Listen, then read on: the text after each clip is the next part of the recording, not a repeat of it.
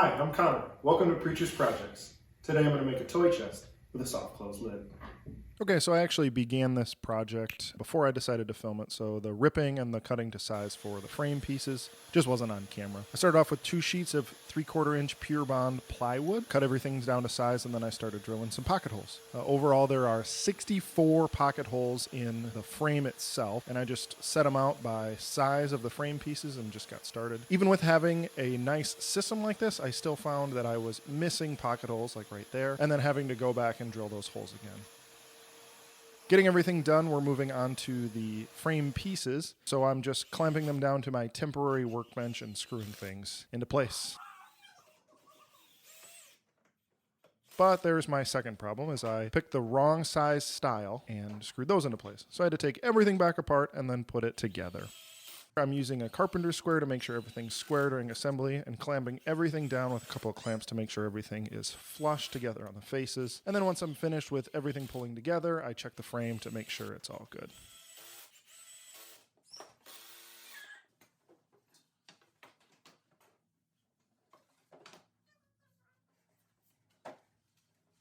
Once that's all together, I can start putting in the stiles to get the faux frame and panel look. I cut a couple of spacer blocks for this so that I could have everything together, and I started on the outside and brought it in. I'm really glad that I did that too, because once I got to the middle, I found that my spacer block was just a little bit too large. So I measured out and found the exact center and drilled that middle one in there.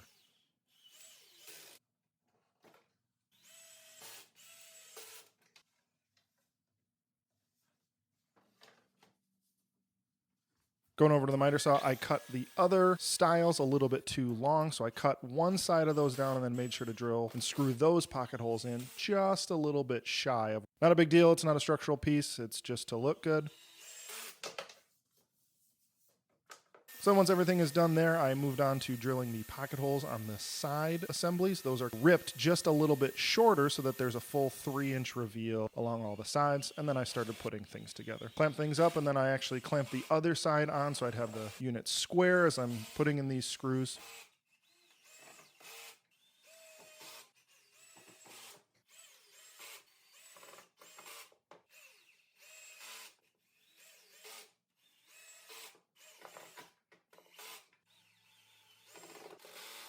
And once that's units together, I can check the unit for square and find my final dimensions for cutting the bottom.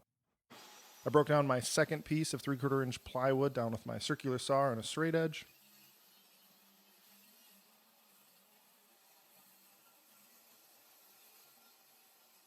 Gave it a little cleanup, and then it was time to rip it down to its final width on my table saw. And that's the setup you see with my workbench as the outfeed table with a small shop, trying to get by as best we can.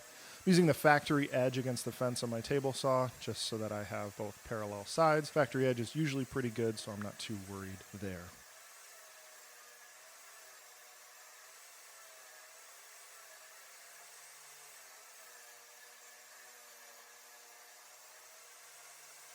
Cross-cut it with a straight edge on my circular saw because my table saw only has a rip fence capable of 32 inches. Now you see here that I'm doing a cross-cut on my table saw, which would lead you to believe that the thing that I'm cutting has to be under 32 inches, but it's supposed to be 36.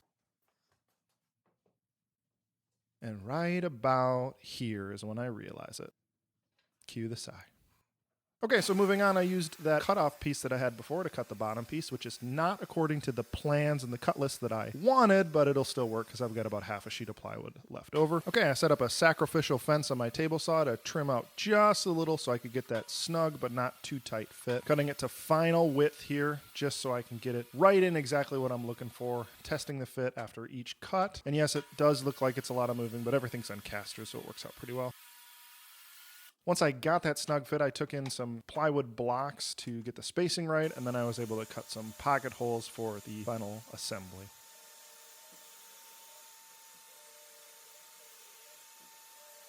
The Craig K5 jig is really nice here with the long side supports when you're cutting pocket holes in big panels like this. Of course, the height of the unit is actually perfect for a 2x4, so you could just clamp a couple 2x4s to a workbench and do that. But with having everything clamped up here to my temporary match fit dovetail assembly workbench thingy, it works pretty well.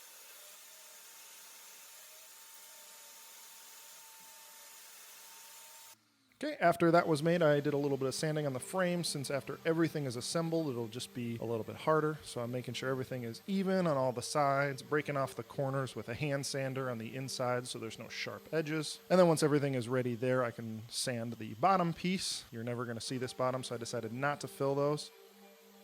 Ran a thin bead of glue along the sides of the bottom panel with those plywood spacer blocks I was talking about before, fit it into place, and then clamped everything together before driving in all of the screws. I like to use a driver instead of an impact because you can set the clutch on it so you don't overdrive any of these screws.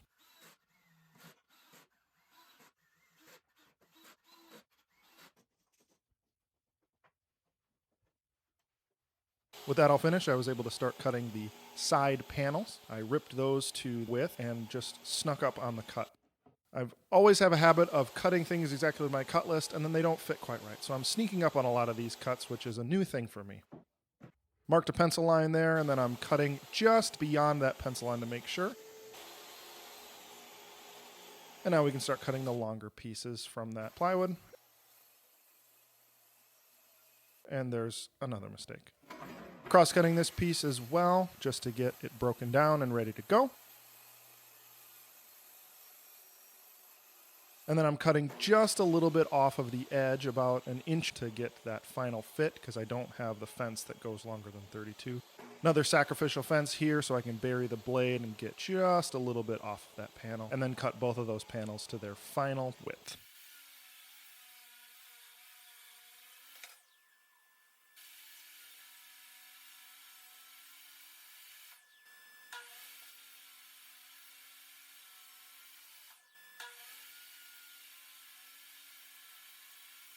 Once that was finished, I was able to give all the side panels just a quick sanding to 220. Pure bond plywood is already at about 150 to 180, so it really doesn't take much, and you're really only using the one grit. This project will be painted, so some of those checks and marks and knots will be covered up by the paint that the client is going to use.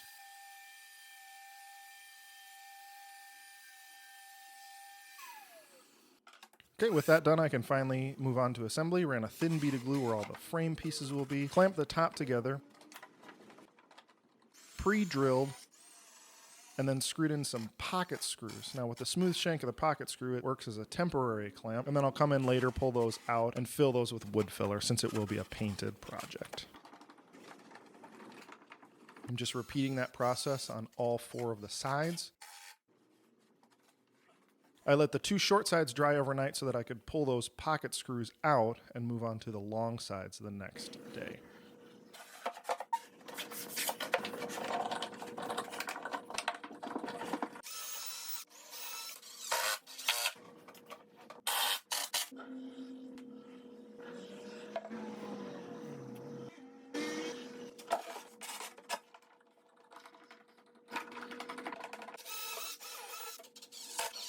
Once everything had dried and I took the clamps off, I brought the chest down on the floor and sanded the top so that the panels in the frame would be flush. Just making sure to keep the sander as flat as I can so that everything comes down and there's no warps or bumps or anything like that. I'm taking extra time along those corners to make sure all 4 of the different interlocking plywood corners will come together and feel smooth. Once that's done, it's time to cut out the handle, and I was very nervous to do that. I clamped a sacrificial board underneath to eliminate the tear out, and then drilled a couple of 3/8-inch holes for the corners. Then I clamped a square onto the chest and used a jigsaw to cut down, and then connected the cuts diagonally and then across before cutting down some of the waste that was left on the bottom to give me my basic cutout.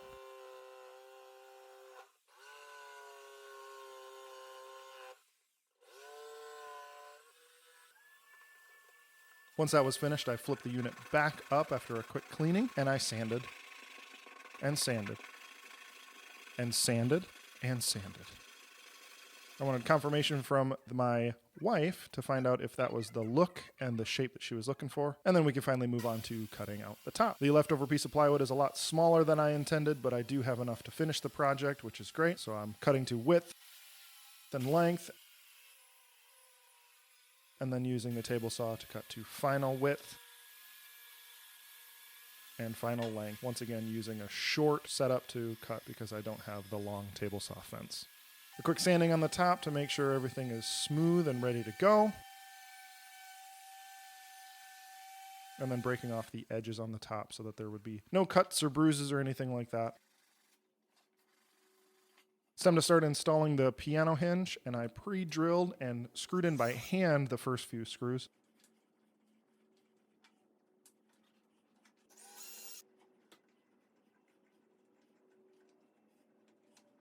I have a nasty habit of overdriving screws when I do these piano hinges, so I made sure to screw by hand at least to begin with, and then I got really bored and really needed to speed things up. So I grabbed another driver and set the clutch to 1 and just did the rest of the screws that way.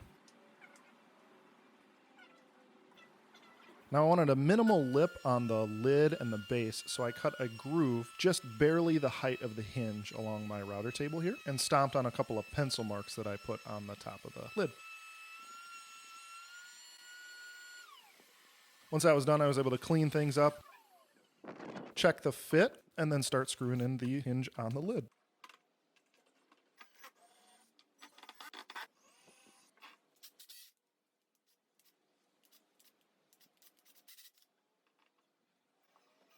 I'm pre-drilling and then screwing with, like I said, that clutch set to 1 here, just so everything would be secure, but I wouldn't overdrive any of those screws. Here's my ever helpful apprentice. Finally, it was time to put on the soft close strut that we had purchased. I just followed the instructions that they gave. They had a nice diagram, laid everything out with a pencil line, pre-drilled, and then screwed the hardware in, connected it together. And then finally, the most satisfying part of any project, the soft close. Thank you for watching. Appreciate it. Check out our channel for more information.